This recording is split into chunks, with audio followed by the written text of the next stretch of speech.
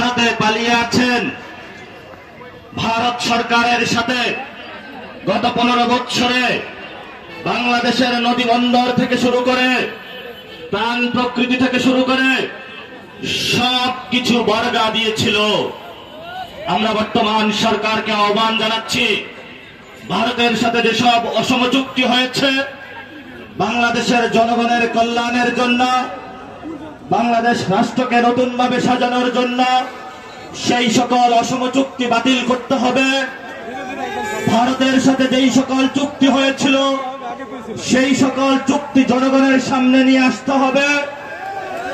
আমরা যদি সেই সকল চুক্তি জনগণের সামনে নিয়ে আসতে পারি, তাহলে এই জনগণের সামনে উন্মোচন হবে ভারত কি আমাদের বন্ধু রাষ্ট্র নাকি ভারত আমাদেরকে শোষণ করেছে।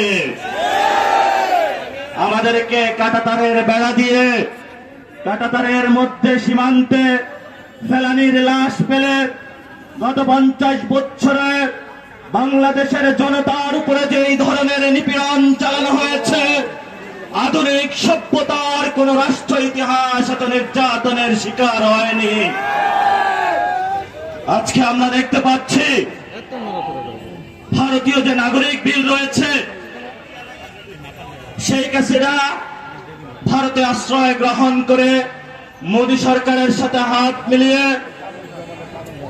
যারা বাংলাদেশে তকমা দিয়ে সেখানের বাঙালি মুসলমানদেরকে কাঁটাতারের এপারে রাতের বেলায় তারা পুশিন করার চেষ্টা চালাচ্ছে।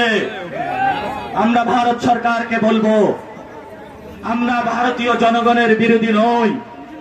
আমরা একই গঙ্গা জলে কেউ নামাজ পড়ে, কেউ তসবিহ করে, আর কেউ সিঁদুর পড়ে, কিন্তু আমরা আপনাদেরকে সাবধান করে দিতে চাই, আপনি দ্রুত বাংলাদেশের সরকারের কাছে শেখ হাসিনাকে ফেরত দিন, কারণ সে এখানে খুন করে পালিয়েছে। আমাদের শহীদি ভাইয়েরা এখনো অপেক্ষারত রয়েছে শেখ হাসিনার বিচারের জন্য। বাংলাদেশে যতদিন শেখ হাসিনার বিচার না হবে, ততদিন ভারত সরকার থেকে যে নির্বাচনের কথা বলা হয়েছে, শহীদি ফ্যামিলি বাংলাদেশে বিচারের আগে নির্বাচন মানবে না। আহত ভাইয়েরা এখনো হসপিটালে রয়েছে, তারা তাদের অঙ্গহানি করেছে বাংলাদেশে সংস্কারের জন্য। যদি বাংলাদেশে সংস্কারের বিরুদ্ধে কেউ যেতে চায়, কাতারে কাতারে হাসপাতাল থেকে আমাদের আহত ভাইরা রাজপথে নেমে আসবে। দেখবো আপনাদের চাঁদাবাজির কতটুকু শক্তি, টাকার কতটুকু শক্তি।